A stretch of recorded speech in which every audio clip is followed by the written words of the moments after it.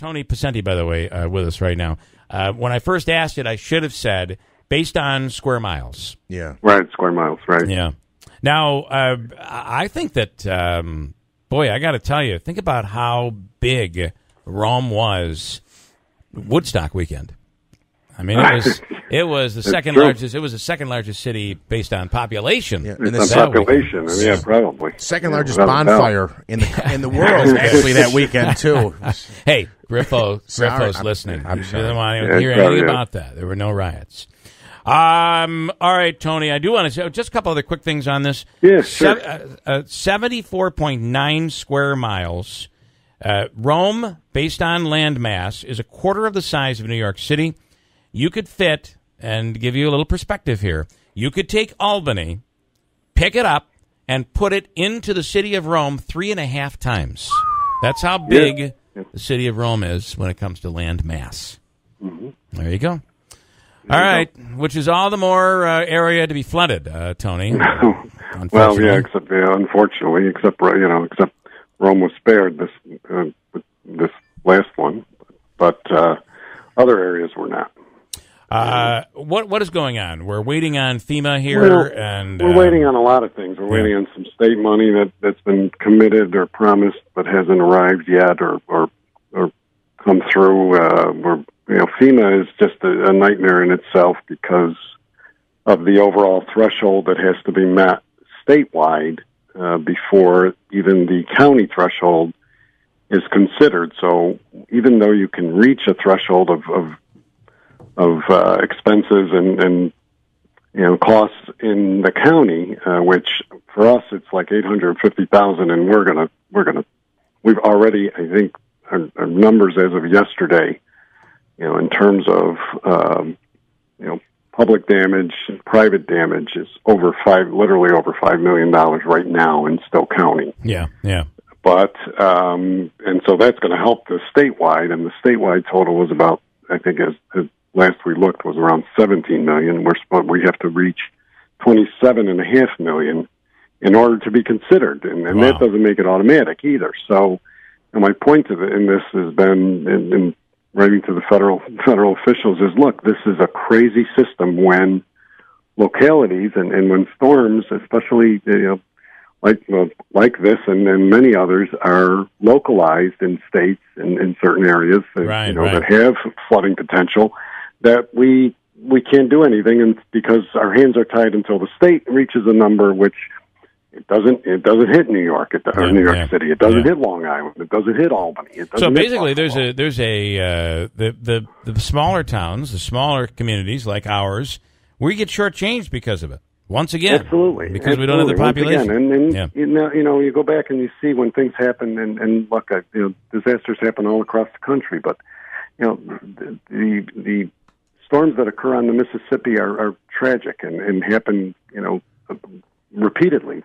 And immediately Congress is back in, passing aid and all that, and they should do that. Why not do it for us when we have? Why not have a system in place that gives it directly to the counties when those are isolated incidents? Right. If it's a widespread storm across the state, absolutely. Yeah. Do it the right way. But when you have these incidents of which local governments, like Oneida County, of 235,000 people, get hit with a flash floods that devastate homes, businesses, roads, bridges, and the list goes on. And we have to wait and do it ourselves. And I stepped up and put from the county $2.75 million to help with mitigation, to help with cleanup, to help with homeowners.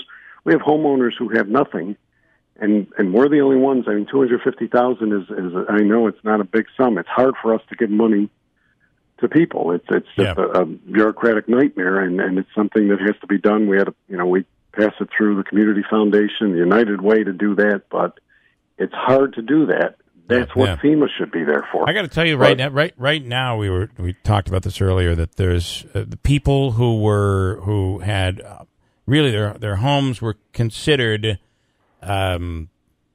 disaster areas. They're just now being bought out. Just now, as we speak, they're moving. And it took that long. It took 4 years to take care of that issue. It took 4 years from 2013. I mean, that's just, and the bureaucracy that's Washington. I mean, sometimes it does make Albany look stellar at times, but for us, it's so the state has to wait for the feds, and we have to wait for both of them, and we're left here. Here it is. We're heading into a third week of no assistance that is really necessary, and I give it to the locals. Let us. I mean, you're going to audit it. We're governments. We maintain it. We know how to give it out. We do it. We move it quicker, and we can do it better. And that's my point. It's why is the system so cumbersome? Right. So you're reaching out. Do you expect to hear anything back? When do you expect to hear something back? I don't know. I mean, we've sent it to everybody from the president on down, but and I expect to continue to do this, and especially push through my work with the Association of Counties on the statewide level to take a look at these emergencies, and if we have to continue to press and even go to Washington and go before some of these committees. I think it's really of that type of importance, especially when with the Northeast and with counties. The snowstorm, there's another example. We just got word that the state got approved, but that doesn't mean we got approved. Yeah. Do you feel because if Congressman Hanna were in office today, he had a good relationship with your office and with other local leaders. Today, I mean, there's no secret here. Congresswoman Tenney does not have, the two of you do not have a good relationship, and with other leaders in the area, there is a strained relationship. Do you feel that hurts you in this scenario? No, I really don't. I think part of it is, though, that you can't come in and say we're going to help and then not help. Yeah. You can't come in and, I mean, look, it's something that it's a tragedy, and I'm not making any political points on this. It's a matter of, can you help us? And to come and look is good. You should be that. I think every elected official has a responsibility to go into these areas like I have. I mean, and it is my county as the executive to go in and along with the mayors and look, all of the officials work together on that. But don't come and say we're going to help, and then we don't hear from you for months or even years. It's don't give people false hope, especially when their houses have been destroyed. Well, and their memories have been destroyed. And pets have been, and the list goes on. And luckily, nobody was hurt. Yeah. And we didn't lose a life. Well, I feel we should be learning from what happened 4 years ago and what took 4 years to even get done. I mean, the red tape just slows this down to the point where, what do these people do for 4 years? What have they been doing for 4 years? It's it is awful for them. So, in a lot of cases. I'm sorry, Tony. I was going to say a lot of cases, too, some people wait to see, if it's an insurance claim, what can I do? If I repair this, am I going to go big? Am I going to just patch? If you're waiting 4 years, it's a mess. It's All right, interesting. Well, and people walk away from those homes and end up, because they can't sell them. Right. So they rent them out. And then, the renters suffer because the flood still comes back again yet another time when, when things happen and everybody's stuck again. Now the renters have no recourse, because the home is not theirs. And, so any repairs are not going to, it plugs into the home, but it doesn't do anything for the person who's renting that has lost all of their belongings. And Tony, I know that no place to go. I know that we've talked, and I'm not putting any blame on the state here, and we've talked to Jim Piccola, but I know they've been doing work down there, and it's drain work down there, and they have slightly altered the way the arterial is. Have you had any conversations after that big flood happened on the arterial after this new construction? Have you been involved in that process at all? I have. I've talked actually Matt Driscoll, who's the DOT commissioner. Of course, Jimmy's a good friend as well. But Matt Driscoll, who's the DOT commissioner, and I have been friends for a number of years since when he was mayor of Syracuse. And Matt is, he included me in that, and we understand. Look, I think that flood too, in that instance was, one of those that areas got overrun that hadn't been overrun in years, and that's a problem. But it's something to take a look at because it's the Nail Creek issue. Yeah. So I think it was more of I don't think it was so much the construction as the creek.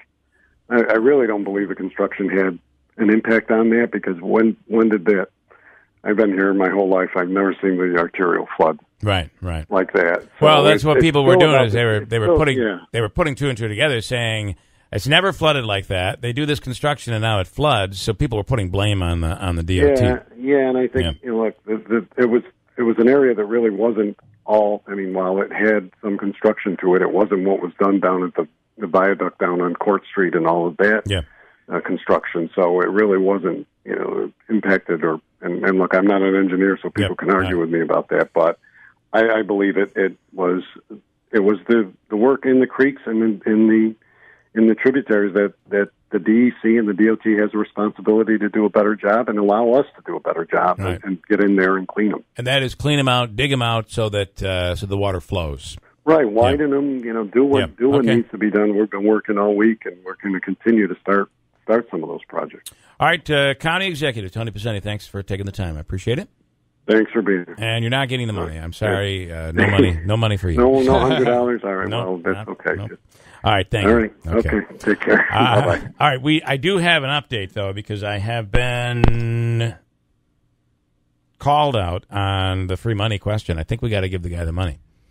Because when I asked the question, I left out the word, and then let me read the question the way it should have been read. New York City is the largest city by mass in New York State. What is the second largest city in New York State by mass, by land mass? That's how the question should have been asked. When I asked it, I said, New York City is the largest city in New York State. What's the second largest city? And now he gave an answer. One may assume population. So you could have assumed it was population. He gave an answer. The answer that he gave was Buffalo. What? He gave Buffalo. Can somebody look it up? Is Buffalo the second largest by population? Anybody? Quickly? Give me Andrews. I think it might be. Maybe though Long Island. I would say it's all down there, but I